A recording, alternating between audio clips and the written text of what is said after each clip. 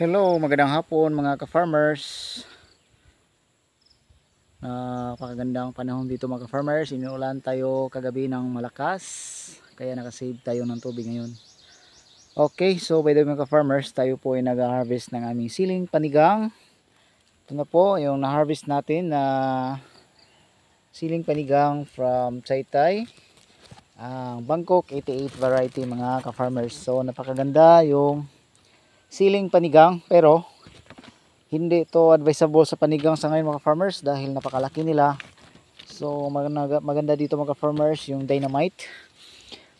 Yung ulam mga farmers na sili ay linagyan ng karne ng baboy mga farmers at saka prituhin. So yun ang tinatawag dito sa Cebu na dynamite.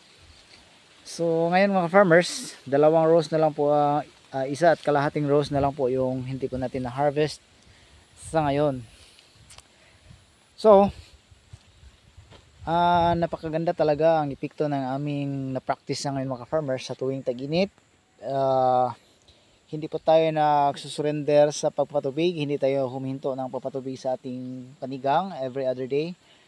Tayo po ay nagpapatubig sa mainit na panahon mga farmers. Linagyan talaga natin ng tubig ang ating panigang. So as I said sa mga previous vlog natin, nandun yung nakikita natin paano na tayo nag-alaga sa ating siling panigang. So after tayo makapag-harvest dito ngayon mga farmers, ay talagang marami pang natitirang mga bunga na siguro after 15 days ay kaya pa natin ma-harvest ito. Yan, so napakarami pa talagang mga maliliit na bunga. So hindi mo natin sila harvestin sa ngayon kasi maliit pa sila. So tulad dito mga farmers, after po tayo napag-harvest, so cleared na, wala na po yung mga malalaking bunga. Yung natira ay yung mga maliliit na lang mga farmers. Pero sa tingin ko ay parang mag times 2 ata yung performance ngayong pang-apat na harvestan mga farmers, dahil nakikita namin na talagang marami pang natitirang mga munting mga maliliit na bunga mga farmers. At siguro pagpapakainin natin ito, so talagang malaki at lumalaki talaga yung mga bunga ng ating siling panigang.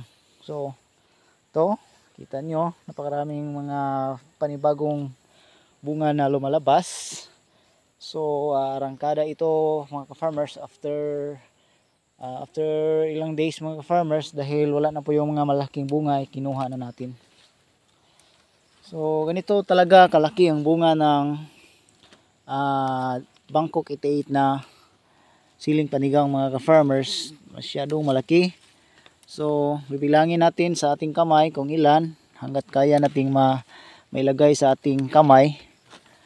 Yun, nahihirapan na tayo.